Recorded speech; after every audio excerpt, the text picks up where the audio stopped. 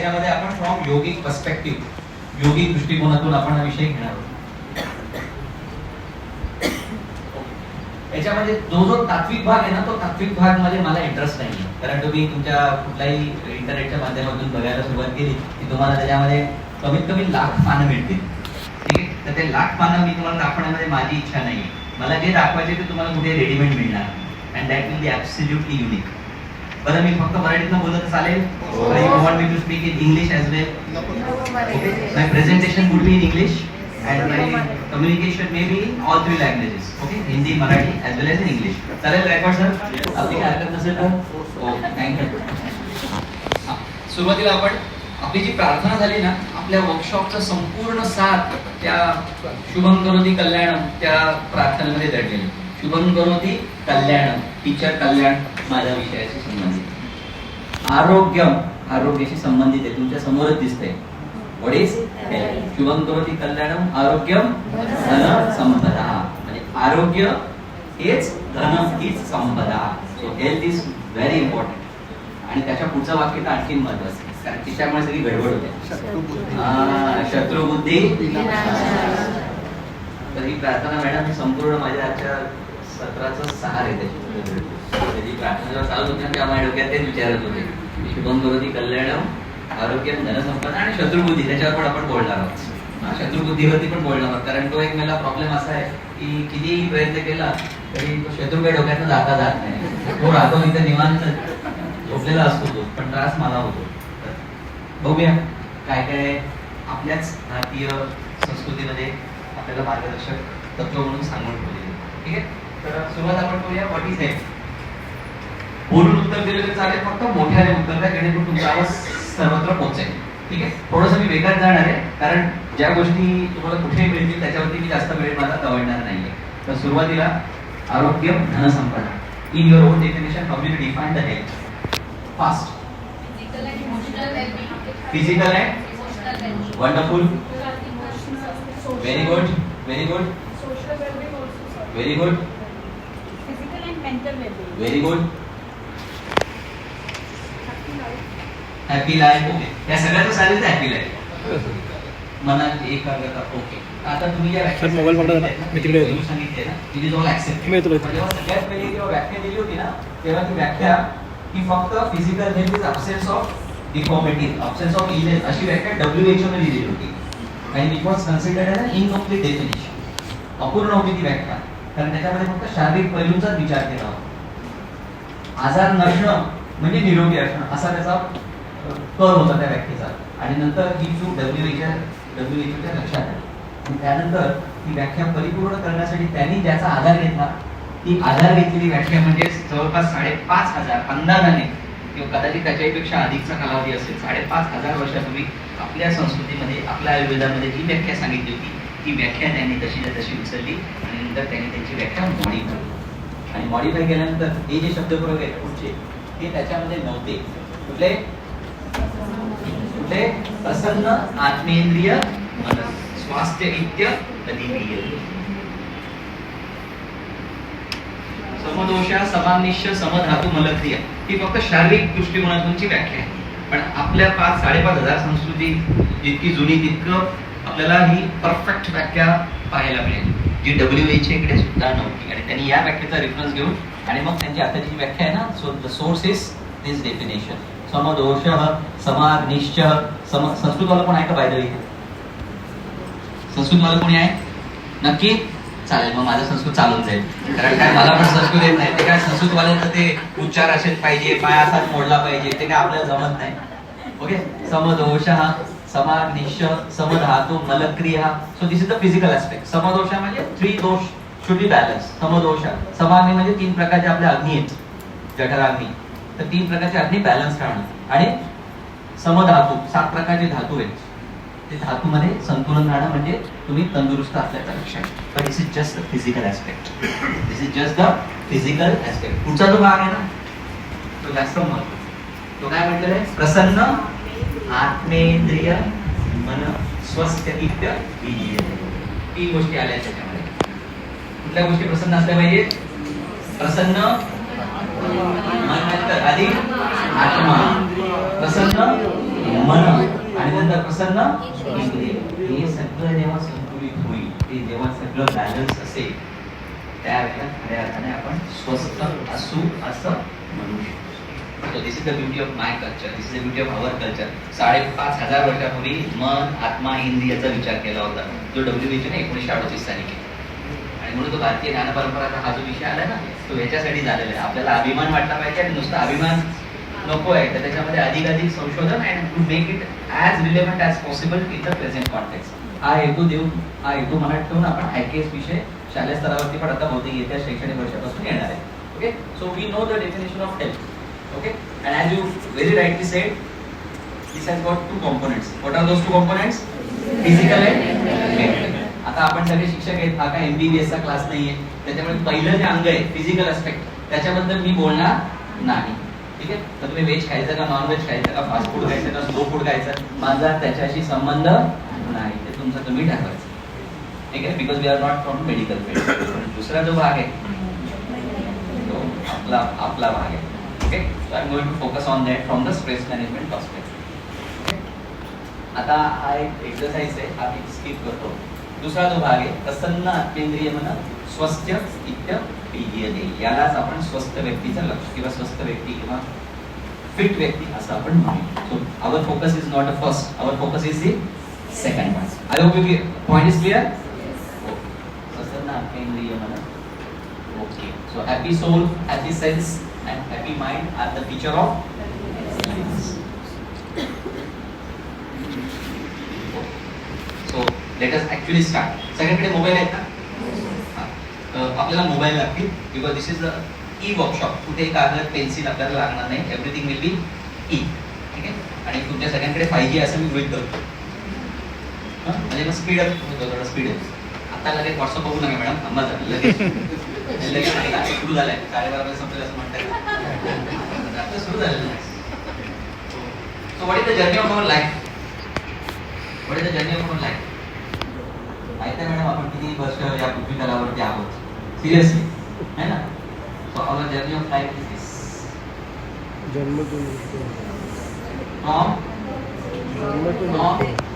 birth to so from B to D is our life. Am I right? What is our life from B to D? But yeah, B to D च्या मध्ये there is always one choice. What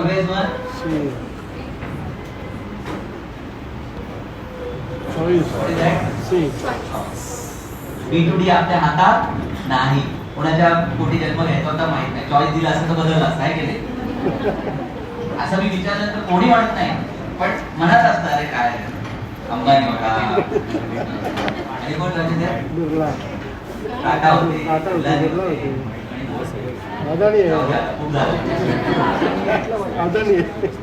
असं विचारलं कोणीच म्हणत नाही, choice असतं तर. So we don't have choice for B as well as we don't have choice for D. ठीक आहे, कधी केव्हा कुठे आपल्या हातात नाही. बट बिटवीन यथाशक्ती धारे भूय सूर्येन रेचेत. सूर्य म्हणजे अनदर नॉस्ट्रिल आणि रेचेत म्हणजे सोडणं, असं त्याचा अर्थ आहे. So will not go in the contextual I mean the literature, but this is all mention. डाव्या नागपुडीतून श्वास आणि उजव्या नागपुडीतून सोडणं. It is as simple as will do it. Okay, आता याचे काय फायदे आहेत? Benefits all being scientifically proved and this will help you to manage your stress. ठीक आहे, योगिक पर्स्पेक्टिव्ह. पुढे पिकनिकला जा, उधळपट्टी करा वगैरे वगैरे वगैरे, हे आपण म्हणजे स्ट्रेस मॅनेजमेंट मध्ये सांगितलंच जातं की these are also strategies. की कुठेतरी शॉपिंग करा. काही लोकांना शॉपिंग करायला खूप बरं वाटतं, है ना? आता माझ्यासारख्या गरीबाला शॉपिंग करायची म्हणजे अडचणच आहे ना. ते काल कोणीतरी स्टेटसवर पाठवलं होतं की मॉलमध्ये गेल्यानंतर खूप मोठी शॉपिंग केल्यानंतर जी पट्टी बाहेर येते त्या पट्टीला उधळपट्टी असे म्हणतात. रागिणी मॅडमनेच ठेवला होता. म्हणजे ज्यांच्या संयुक्त विद्यमाने आपण एक्सरसाइज करतोय कार्यक्रम त्यांनीच ठेवला होता. मी कधी फार लाईक करत नाही, पण त्यांना मी त्याचा मेसेज मला फार आवडला. कारण होतं असंच आहे ना, जायचं असते एक वस्तू घेऊन येताना 2 हात पण कमी पडतात उधळपट्टी. तर ते स्ट्रॅटेजी आहेच, पण दीज आर ऑल 24/7. पण हे मी तुम्हाला गॅरंटीने सांगतो मॅडम, ती सगळी लोक नाही करणार. एक बेट लावायला तयार आहे. कारण नाना शब्द सांगतो आता 100 लोक ऐकतायत ना, 100 पैकी 100 लोक पटवून घेतील की नाही मी करणार आता. त्यातले 50% कदाचित उद्या त्यांना आठवण येईल, सरांनी सांगितलं होतं काहीतरी जाता येता काहीतरी करतील. 50% त्यातले 25 लोक कदाचित सिरियसली सुरुवात पण करतील, नाही नाही सरांनी सांगितलं होतं. त्यातले फक्त 2 का 3 लोकच आहेत ना, they will keep it for ever. This is the psychology, this is the psychology. कधीतरी या 1-2 व्यक्तींमध्ये मी होतो आणि म्हणून मी त्याचं औपचारिक प्रशिक्षण घेतलं आणि औपचारिक प्रशिक्षण घेताना अशा कार्यशाळेमध्ये मला ते मांडता येतं. ठीक आहे. So shall we do it? Anulom vilom. Okay, चला सिंपल आहे. आपला उजव्या हाताचा अंगठा आपल्या कुठलं नाकाला आपलं उजव्या नागपुडीवर ठेवायचा आहे. त्याच्यानंतर डाव्या नागपुडीतून जितकं शक्य असेल, यथाशक्ती शब्द होता तिथे, यथाशक्ती जितकं सामर्थ्य असेल तितक्या सामर्थ्याने श्वास आतमध्ये ओढून घ्यायचा आहे आणि तो रोखून धरला तर दॅट इज कॉल्ड नाडी शोधन, नाडी शुद्धी. ठीक आहे. तर जितका वेळ शक्य आहे तितका वेळ ठेवायचा आहे. कारण हा जो आपण ऑक्सिजन घेतला ना, ऑक्सिजन जाणार आहे कुठे? So oxygen is a volatile, it's a gas, it's a volatile. So that oxygen is going to take the track in entire our body. Okay. पण जिथे जिथे त्या आदिव्याधी असतील तिथे तो जातोय आणि अशी कल्पना करतो आपण की त्या ठिकाणी तो ऑक्सिजन गेल्यानंतर तिथल्या त्या अवयवाचं कार्यक्षमता जी आहे that become more polish, more better, that get more enhance. So that is the beauty of this pranayama. ठीक आहे. आणि मग तो श्वास रोखून धरायचा आहे आणि हळूवारपणे दुसऱ्या नाकपुडीतून सोडायचा आहे. And then we will repeat this exercise. पुन्हा एकदा उजव्या नाकपुडीतून श्वास घेतला, सगळे जाण्याचे मार्ग बंद केले, तो oxygen make it realise that goes inside our internal organs, internal parts. आणि जिथे जिथे आपल्याला त्रास असेल, पोटदुखी आहे किंवा ज्या ठिकाणी आपल्याला त्रास होते तिथे तो ऑक्सिजन जातो आणि तो ऑक्सिजन गेल्यानंतर जिथे त्या ऑक्सिजनचा सप्लाय तिथे व्याधी राहत नाही. आणि कॅन्सर होण्यामागचं कारण हेच आहे की त्या ठिकाणी oxygen supply get close, oxygen supply stop. आणि जिथे हा ऑक्सिजन जाईल तिथे ही गती जाईल, त्या गतीच्या ठिकाणी कुठलाही आजार राहत नाही. आणि म्हणून कॅन्सर झालेल्या लोकांना ज्या जे काही मेडिकल उपचार देतात त्या उपचार झाल्यानंतर सुद्धा त्यांना हे प्राणायाम करायला लागतं. कारण पुन्हा तो उद्भवण्याची शक्यता 100% असते. तो होऊ नये म्हणून make the oxygen supply. Oxygen supply कुठून करणार आपण? फुकटात दिलेली वस्तू आहे, गोष्ट आहे, किंमत नाही आपल्याला, है ना. So this is with all of us. So shall we do it now for 3 minute. मला कुठल्याही सूचना द्यायची गरज लागेल का? श्वास घ्या, सोडा, तुम्हाला माहिती कधी घ्यायचा आणि कधी इनहेल एक्सेल. काय कॉन्फिडेंटेबल सोडायचा. करूया आपण 3 मिनिटं.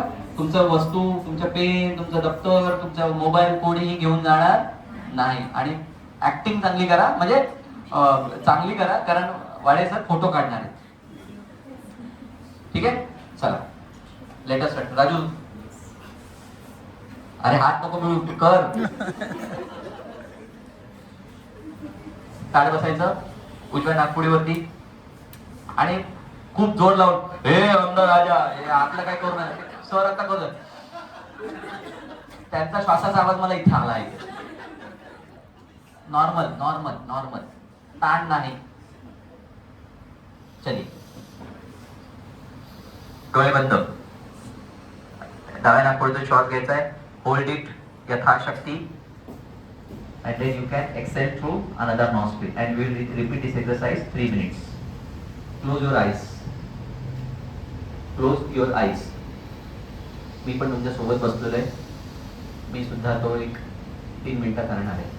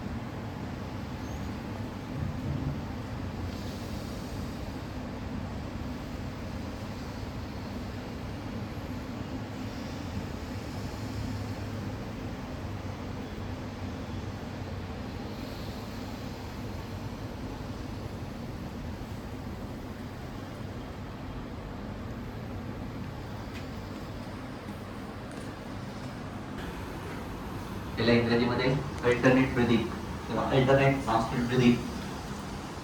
डाव्या नाकपुडीतून श्वास घेणं, रोखणं, कुंभक, आणि उजव्या नाकपुडीतून हळवारपणे बाहेर सोडणं, एक्सेल.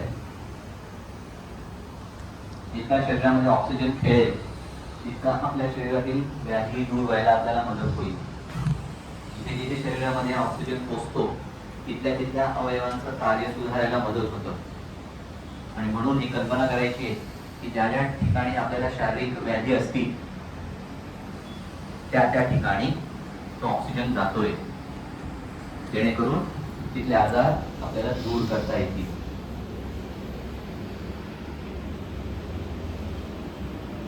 आणखी 1 मिनिट करूया आपण. अतिशय जबरदस्त असा हा साधा सरळ सोपा प्राणायामाचा प्रकार आहे.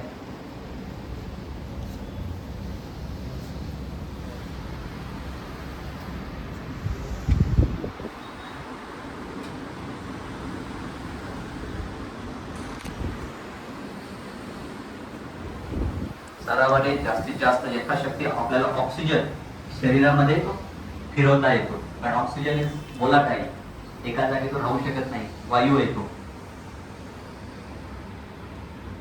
त्याच्यामुळे या प्राणायामाचे जे फायदे आहेत ते तुम्हाला इंटरनेटवर वेगवेगळ्या व्हिडिओज मधून, लिटरेचर मधून वाचायला मिळतील.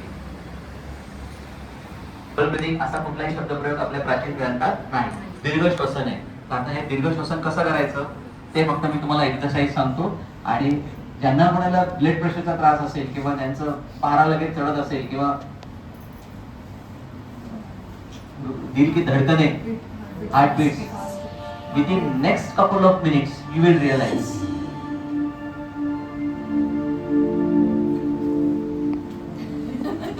मी एन्जॉय केली म्हणजे चला आता खूप उभं राहून मी दमले. त्यामुळे आता मी इथे आसनग्रस्त होतो. काय होतो मी? आसनग्रस्त. हा कसा करायचा आहे ते मी सांगतो. साधारणपणे आपण एका वेळेला 1 श्वास घेत असतो, बरोबर आहे? तो 1 श्वास घेताना अनेक प्रकार आहेत प्राणायामाचे. One pranayama is called diaphragmatic breathing. Okay, ह्या प्राणायामामध्ये आपण काय करणार, आपण एकदा श्वास न घेता आपण 2 वेळेला घेणार. आता 2दा श्वास कसे घ्यायचे? कोणी तुम्हाला श्वास घ्यायला येणार नाहीये दुसरा, आपण 2दा घ्यायचे. सो दॅट विल बी फुल. कारण किती जरी आपण म्हटलं तरी आपल्याला जन्मापासून सवय झालेली असते की घेतला कधी ना सोडला कधी आपल्यालाच कळत. पण आता आपल्याला जाणीवपूर्वक विल टेक इट ट्वाइस. कसा? एकदा आपण श्वास घ्यायचा आहे. So that is called full exhale, sorry full inhale and short inhale. म्हणजे मी श्वास घेणार, पूर्ण घेतला असेल तर मला परत घेता येणार नाही, पण तो पूर्ण घेतलाच जाणार नाही कारण तो अर्धवटच असणार आहे. तर पुन्हा एकदा मी तो श्वास घेणार and that will B double inhale. कळलं कसं? म्हणजे मी श्वास घेतोय, आय टेक इट ट्वाइस, आणि तो केल्यानंतर एक्सेल जो असेल तो सोडायचा आहे मला. तो श्वास मी तोंडाच्या वाटे सोडणार, म्हणजे नाकाने न सोडणार, मी तो मुखाच्या वाटे सोडणार हळूवारपणे. कसा?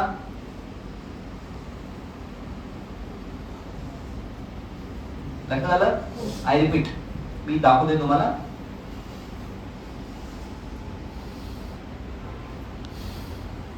यथाशक्ती रोखून ठेवलाय. Is it clear? So this is the दीर्घ श्वसन. ऍक्च्युअली दीर्घ श्वसन हा शब्दप्रयोग आपल्या ग्रंथामध्ये, पण आता तंत्रज्ञान आपले नवीन लोक त्याला डबल ब्रीथिंग म्हणतात. This is also called as cyclic शब्दप्रयोग होतो. सायकलिक गेला, ठीक आहे. Is it clear? Shall we do it? Shall we do it? आणि तुम्ही घरीच बघा, तुम्ही हा करण्याच्या आधी तुमची म्हणजे बघा किती बीट्स आहेत आणि तो केल्यानंतर बघा दुसऱ्या 2 मिनिटाला बघा. Do it for 2 minutes and count your pulse. Okay, on an average साधारणपणे 80 आपल्या असल्या पाहिजे, आपला वयोगट लक्षात घेता. पण 90 पर्यंत कन्सिडर्ड एज नॉर्मल. 100 कडे जितका जवळला जाऊ आपण तितकी आपल्या आयुष्याची 100 दूर व्हायला सुरुवात होते. 100 हा मॅजिक फिगर आहे. हे पण ते असेल 100 पर्यंत ओके. 100 पेक्षा जास्त असेल तो इंडिकेट्स, त्याला ट्रायकार्डिया म्हणतात वैद्यकीय भाषेमध्ये. ओके, हे वाढल्यानंतर हार्टबीट पण वाढणार आहे आपल्या. आणि 100 ही मॅजिक फिगर आहे. ओके, इव्हन शुगरची पण 100 ही मॅजिक फिगर आहे. त्याची पण 100 मॅजिक फिगर आहे. तो टेस्टिंग घरी करा. आता फक्त आपण एक्सरसाइज करूया. This will be the last exercise. करूया आपण 2 मिनिटं. कसा करणार? दीर्घ श्वास आणि थोडासा श्वास आणखी शिल्लक आहे आपल्याकडे. आपण थोडंसं प्रत्येकाला काहीतरी शिल्लक ठेवत असतो, ते पुन्हा शिल्लक घेऊन टाकायचं आतमध्ये. होल्ड इट आणि सोडणार कसं? This is called as double breathing. Double breathing असा कुठलाही श्वसनाचा प्रकार, प्राणायामाचा प्रकार आपल्या भारतीय ग्रंथात दिलेला नाही. दीर्घ श्वसन असतात. Shall we do it twice? Okay, डोळे बंद करून करूया. That is better. चला आपलेच डोळे बंद करा.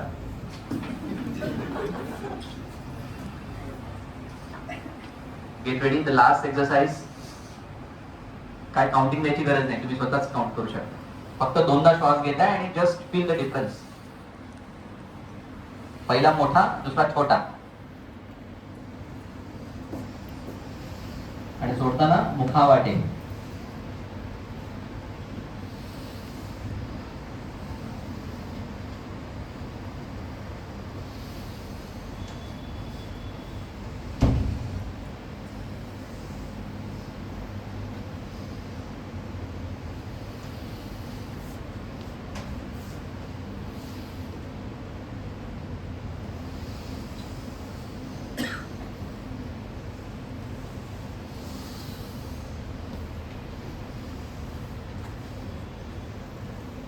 आपण म्हणून दीर्घ श्वसन किंवा डबल इनहेल टेक्निक, और it is also called as cyclic sign. किंवा तुम्ही टाईप केलं फिजिओलॉजिकल साइन तरी सुद्धा तुम्हाला हाच प्राणायामाचा प्रकार मिळेल.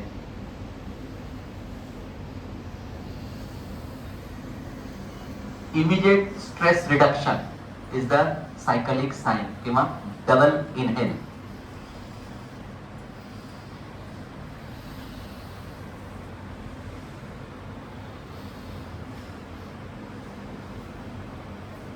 आणखी एक 30 सेकंद करूया आणि आपण आपल्या आजच्या कार्यक्रमाला विश्रांती देऊया.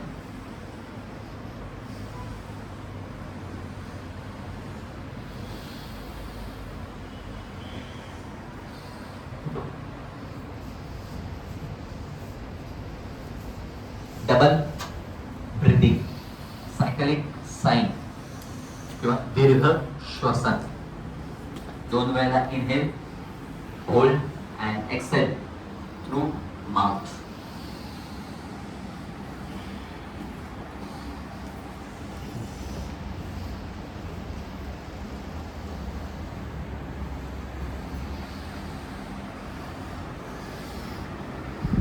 अशा प्रकारे 3 प्राणायामाचे प्रकार. Humming bee pranayama, anulom vilom, alternate breathing, आणि तिसरा डबल इनहेल किंवा सायकलिक साइन, ज्याला आपण दीर्घ श्वसन. असे 3 प्राणायामाचे प्रकार, त्याच्यामुळे आपल्याला ताण तणावासाठी असणारी आवश्यक शक्ती आपल्या शरीराद्वारे आपल्याला मिळते आणि मग त्या परिस्थितीला सामोरे जायला आपण अधिक तत्परतेने तयार होतो. So now you can open your eyes.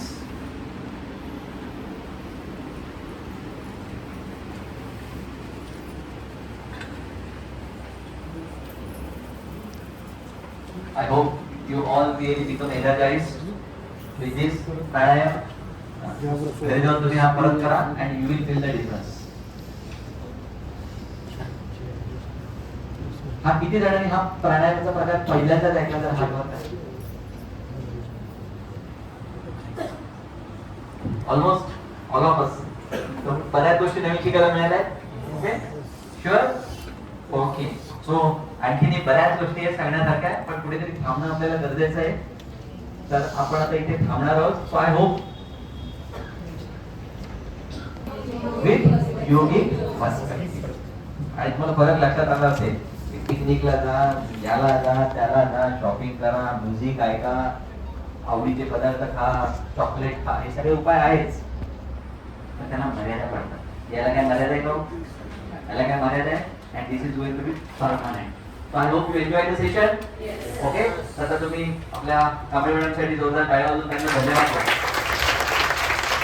आजचा रविवार असताना सुद्धा आजच्या या कार्यक्रमाचं आयोजन केलं आणि जिथे जिथे रविवारी कार्यक्रम घेतो तिथे तिथे हा माझा डायलॉग ठरलेला असतो की सोमवार ते शनिवार येणारे लोक हे नॉर्मल लोक असतात.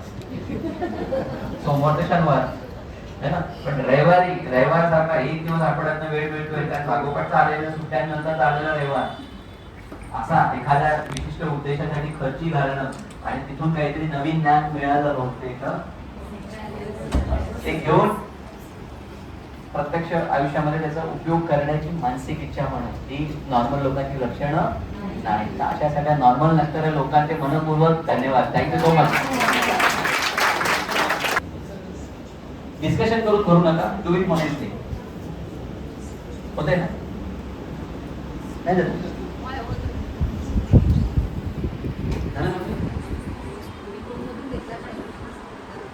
ठीक आहे, हरकत नाही. Just complete it within next 1 minute. I remind you, this is pre, before. त्यामुळे उत्तर देताना तुम्ही कार्यक्रमाच्या सुरुवातीला तुमची आकलन पातळी काय होती त्या हिशोबाने लिहिणार आहात आणि पोस्ट ही पद्धतीने मुर्मू दीदी यांच्या हातून त्यांचा सत्कार त्यांनी केला आणि आपल्याला भारतीय म्हणून आपण जेवढा प्राऊडली फील करतो ना त्यातली एक गोष्ट म्हणजे योग. हा प्रत्येकाने प्रत्येक भारतीयाने आत्मसात करायला पाहिजे. तरच आपलं भविष्य, आपल्या मुलांचं भविष्य आणि येणाऱ्या पुढच्या पिढीचं भविष्य हे नक्कीच उज्ज्वल होईल. जे आपल्या साधू संतांनी सांगितलेलं आहे धर्मग्रंथांमध्ये किंवा पतंजलीनेही आपल्या पुस्तकामध्ये लिहून ठेवलंय की योग आणि योग जीवनाचं सार्थक करायचं असेल तर योग हा प्रत्येकाने आत्मसात करायला पाहिजे. धन्यवाद.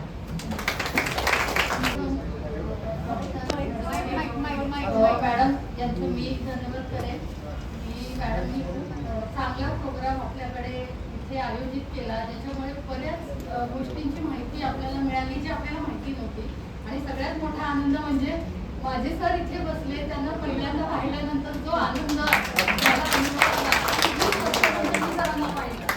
आणि योग बद्दल सांगायचं तर तुम्हाला सांगितल्यानंतर आश्चर्य वाटेल की मी एक कॅन्सर सर्वायवल आहे आणि 2 ते 3 वर्षापूर्वी या फेजमधून मी गेले.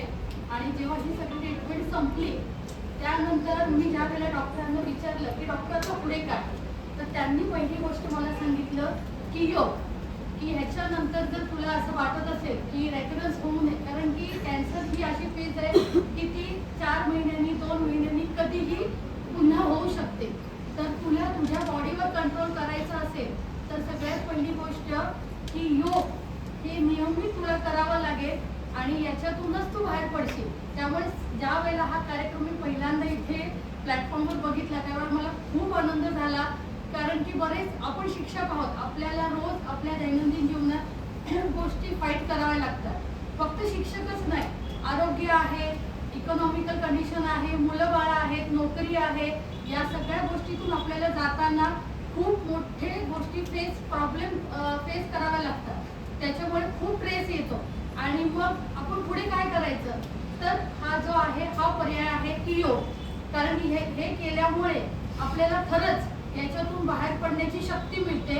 पण आपण काय करतो, फक्त ऐकतो आणि आता जसं सरांनी सांगितलं की ह्याच्यातून इथे बसलेली 100 लोक आहेत, ह्याच्यातले 50 लोक काहीतरी करतील आणि 2 ते 4 लोक असतील की जे अनुकरण करतील किंवा मला काहीतरी करायचे, सरांचं नाव घेऊन काहीतरी करायचे म्हणून करतील. तर तसं करू नका. मी त्या फेजमधून गेलेली आहे म्हणून मी हक्काने सांगते की जर तुम्हाला तुमचं आरोग्य, तुमचं तणाव कमी करायचा असेल तर योग करा, त्याच्यातून तुम्हाला नक्की फायदा होईल. एवढं मी बोलते आणि सर थँक्यू सो मच.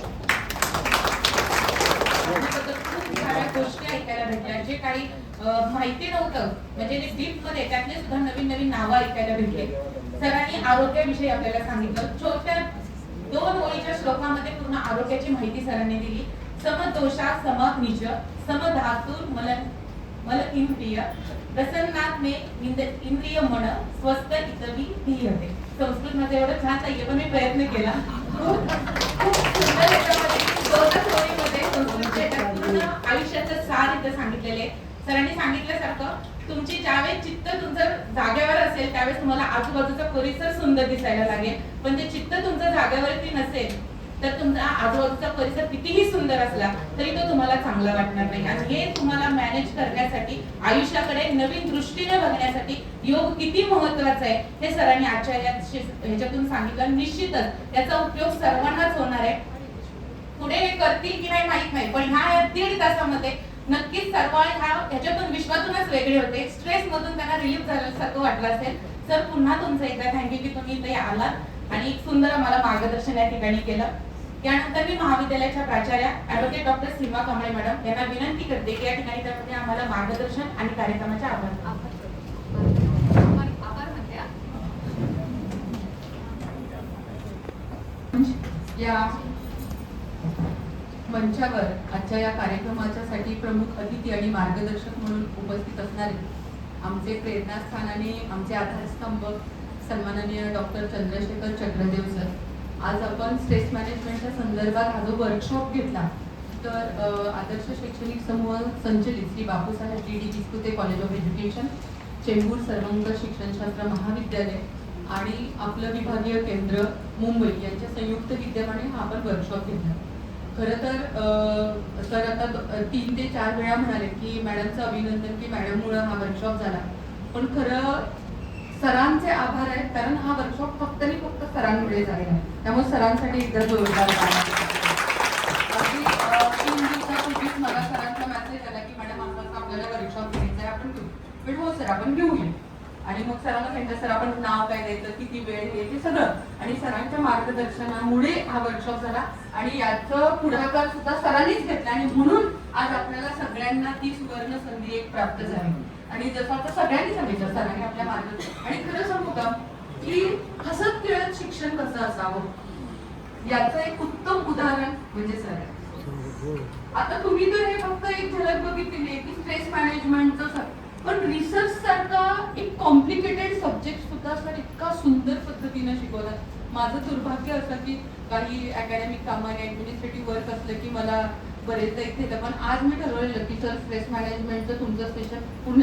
मला खरं तर चेअरमन सरांचे 3-4 फोन येऊन गेले सर, आता शिवांजली मॅडम निरोप पण घेऊन गेले, पण मला आज हे पूर्ण सेशन का अटेंड करायचं होतं तुम्हाला सांगते की खरोखर की सरांनी सांगितलं घेतला तर स्ट्रेस, नाही घेतला तर काही स्ट्रेस नाही, पण आयुष्यामध्ये स्ट्रेस जसं पतंग आहे, पतंग आभाळात उंच उडण्यासाठी त्याला थोडासा स्ट्रेस द्यावा लागतो ना, थोडा खेचावा लागतो तेव्हा तो उंच आकाशामध्ये जातो. लाईफ मध्ये पण तसंच थोडंसं तरी स्ट्रेस असणं खूप गरजेचं आहे. त्याच्याशिवाय आपण उंच आकाशात भरारी घेऊ शकत, सगळंच लाईटली घेतलं तर. पण तो किती प्रमाणात, जसं सरांनी सांगितलं की आहारामध्ये मीठाचं जे प्रमाण आहे ते आपल्या जीवनामध्ये स्ट्रेसचं प्रमाण असणं गरजेचं आहे. कारण त्याच्याशिवाय आता समजा की ऍक्शन रिसर्च तुम्ही करताय, परीक्षा, थोडं तरी तुम्हाला त्याची जाणीव असणं म्हणजे त्या जाणीवेसाठी सतर्क असणं खूप गरजेचं आहे. आणि मला चांगलं आठवते की स्ट्रेस मॅनेजमेंटच्या संदर्भात मी जेव्हा अहमदनगर जिल्ह्यामध्ये सर नोकरीला होते तेव्हा अनेक शाळांमध्ये स्ट्रेस मॅनेजमेंटसाठी मला बोलवायचे की मॅडम व्याख्यानाला आहे. मग मी वेगवेगळ्या ऍक्टिव्हिटीज अरेंज करायची आणि त्या ऍक्टिव्हिटीच्या माध्यमातून स्ट्रेस मॅनेजमेंटच्या संदर्भात. पण खरं सांगू का सर या मंचावर तुमच्या समोर मला हे मान्य करायचं आहे की हे इतरांना सांगणं खूप सोपं असतं सर, स्ट्रेस घ्यायचं नाही. पण खरं सांगू का छोट्या छोट्या गोष्टींमध्ये आपल्याला हा स्ट्रेस येतो, पण प्रत्येकाची ही मॅनेज करण्याची क्षमता मात्र वेगवेगळी असते. काही जण बघा अगदी हसत खेळत ते मॅनेज करतात, काही जण थोडे तणावामध्ये जातात आणि मग ते मॅनेज करतात, काही जण त्याच्यातून मार्ग काढतात आणि काही इतके त्याचा स्ट्रेस ओव्हर स्ट्रेस होतो की मग ओव्हर स्ट्रेसमुळे अनेक गोष्टी होतात. आता मॅडमचं तर खूप अभिनंदन आहे की या मंचावर सर त्यांनी एक मान्य केलं की कॅन्सर सारखा एक आजार त्या फेस करतायत. पण हा येस, आणि सर अजून एक आपल्या मॅडम आहे तिथेच बसलेले आहेत सर, या सुद्धा कॅन्सर. आणि सर सगळ्यात महत्वाचं म्हणजे कल्चरल प्रोग्राम मध्ये स्वतः भाग घेऊन डान्स करून प्रॅक्टिसला येऊन मला अक्षरशः माझं मन बघून आलं होतं सर. म्हणजे माझे डोळे पाण्याने भरले होते की या व्यक्तीकडे बघून तुमच्याकडे बघून अजिबात असं वाटत नाही. आणि या मंचावरून आम्ही सगळेजण तुमच्यासाठी शुभेच्छा देतोय. तुम्ही याच्यातून लवकर बाहेर, आणि तुमची इच्छाशक्तीच तुम्हाला याच्यातून बाहेर काढणार. तुमचे हसरे चेहरे, तुमची इच्छाशक्ती आणि आमच्या सगळ्यांच्या शुभेच्छा याच्यामधून तुम्ही नक्की बाहेर येणार आहे 101%. तुम्ही पण मी ऍक्च्युली माझी ट्रीटमेंट अजून चालू आहे. Yes, मी खूप म्हणजे- स्ट्रगल करून येते पण येते. आणि यासाठी तुम्हाला यायचं पण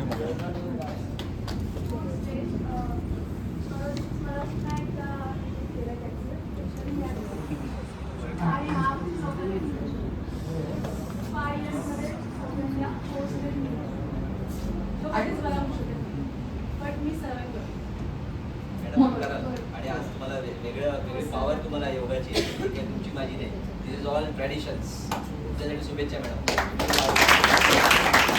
आपण अंगावर टाका उभा राहतो की आपले विद्यार्थी आपले सहकारी. हा मला म्हणे एकच गोष्ट बोलायची ना की आता आम्ही म्हणजे दोघी तिघी जणी आहोत म्हणून आपल्याला थोडंसं हे वाटतं की म्हणजे की हा आजार खूप मोठा आहे. पण जेव्हा आम्ही टाटा हॉस्पिटलला जातो तेव्हा तिकडे लहान बाळापासून जेव्हा आम्ही तिथे बघतो ना तेव्हा असं वाटतं की आमचा आजार त्यांच्यापेक्षाही काही हे नाही आहे. म्हणजे लोक खूप सफर करतायत आता. म्हणजे ट्रीटमेंट एवढी चेंज झाली आहे की आता मला एक पोट फिक्स केला आहे. तर सलाईन मोस्टली कसं होतं की हाताने वेन्स वगैरे ब्लॉक होतात, काळे होतात हात, तर त्याच्यासाठी आता पोट फिक्स केलं जातं. तर छोटी छोटी मुलं ते पोट कसं सांभाळायचं तर ते अगदी म्हणजे काही जणांचं हातामध्ये काही जणांचं शरीरात आहे तर ते अगदी सांभाळून हे करतात. मग त्यांना बघितल्यानंतर आम्हाला ती स्ट्रेंथ आली. मला तर आली असेल, कदाचित ह्यांनाही आली असेल की त्यांना बघून ही स्ट्रेंथ येते की नाही मी सर्वाईव्ह करू शकते. तर माझी ट्रीटमेंट तर अजून चालूच आहे. तर this is nothing, we are nothing. But तुम्ही एकदा तरी व्हिजिट द्या कारण का खूप म्हणजे जगात काय चाललंय ते आपल्याला आपल्याच माहिती आहे. आम्ही डबक्यातलं बेडूक आहोत पण समुद्रात काय होतं हे आपल्याला नाही माहिती आहे.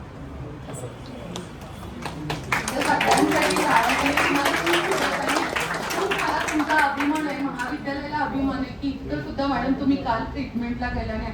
आणि सर अटेंडन्स खूप चांगली आहे याची. म्हणजे मी नेहमी बघते ते डान्सच्या वेळेस प्रॅक्टिसच्या वेळेस मला पहिल्यांदा समजलं आणि मी काही क्षण एकदम थक्क झालेले होते की काही लोक असे की एवढं सगळं फेस करून सुद्धा सर शिक्षणाची धडपड आहे.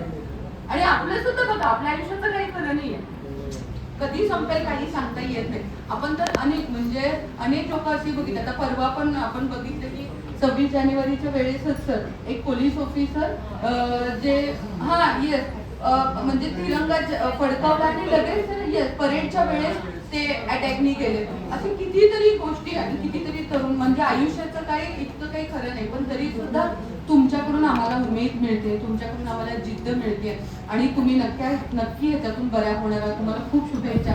आणि प्रत्येक वेळेस ना आज सरांनी शिकवलेलं जे काय तुमच्या शरीराच्या म्हणजे आपल्या सगळ्यांच्या शरीराला ऑक्सिजन कसा पोहोचेल याच्यासाठी आपण प्रयत्न करणं गरजेचं आहे. आणि मला ब्रिदिंगचा खूप त्रास आहे. मला 2 वेगवेगळ्या प्रकारचे स्प्रे आहेत, फोरोबर्टचं वगैरे माझ्याकडे स्प्रे आहे. आणि मला असं असतं की ओव्हर एक्झर्शन झालं की श्वास माझा लगेच हे जातो. पण जेव्हा मध्ये मी खूप योगा करायची सर म्हणजे पण मधल्या काही कालावधीमध्ये मी सोडून दिलं. पण आज मात्र निर्णय घेतलेला आहे सर की हे श्वासासाठी, कारण श्वास आहे तर मी आहे ना, तर याच्यासाठी मला हे केलंच पाहिजे. तर सर या तुमच्या मार्गदर्शनाने खरंच आम्हाला इथे उपस्थित असणाऱ्या सगळ्यांनाच खूप प्रेरणा मिळाली, खूप दिशा मिळाली sir. Thank you very much sir. आणि या मंचावरूनच मी तुम्हाला एक पुन्हा एकदा विनंती करते सर, प्रत्येक DSMच्या बॅचला आपण हे सेशन घेऊया कारण हे अत्यंत गरजेचं आहे. आणि सर आम्हाला पुन्हा एकदा आज हे जे काही आपल्याला सगळ्यांना पॉझिटिव्ह एनर्जी मिळालेली आहे ती पॉझिटिव्ह एनर्जी फक्त आणि फक्त सरांमुळे मिळालेली आहे. आणि मला या ठिकाणी अजून सांगायचं आपल्याच कॉलेजमध्ये असं नाही, प्रत्येक सुट्टीचा दिवस सर वेगवेगळ्या महाविद्यालयांमध्ये जातात. तिथे रिसर्च असेल, हे योगा असेल, वेगवेगळ्या विषयांवर वेगवेगळ्या शाळांमध्ये सर जातात आणि मार्गदर्शन करतात. सर अशाच पद्धतीने आम्हाला तुम्ही सहकार्य करायला अपेक्षा ठेवते आणि थांबते. तुम्ही आपल्याला एक ग्रुप फोटो घ्यायचा. या जसे पण मागे पुढे असे जसे पण उभे राहतील तसे या पटकन आणि फोटो घेऊया.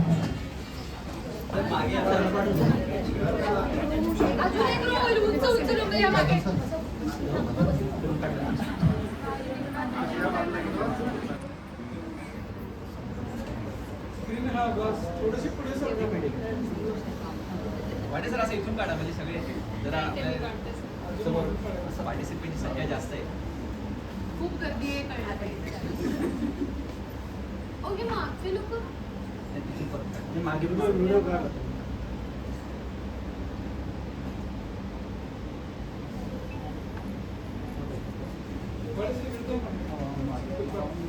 शिवांजली सगळे येऊ ना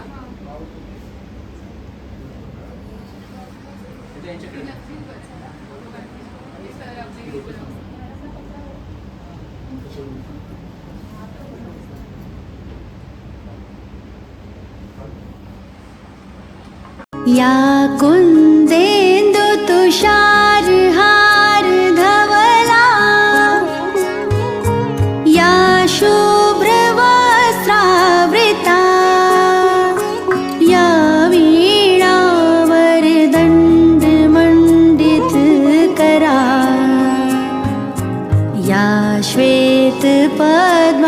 उपासना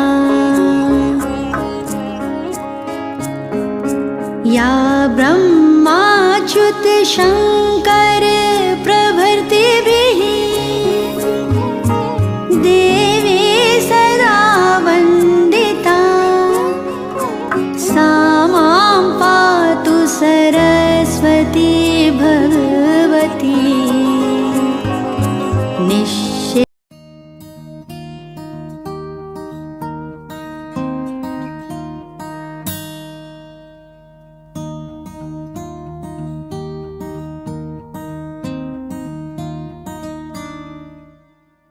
कांधे पे सूरज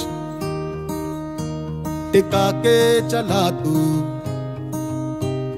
हाथों में भर के चला बिजलियां। कांधे पे सूरज टिका के चला तू, हाथों में भर के चला बिजलियां। तूफान भी सोचे जिद तेरी कैसी, ऐसा जुनू है किसी में का। बहता चला तू, उड़ता चला तू, जैसे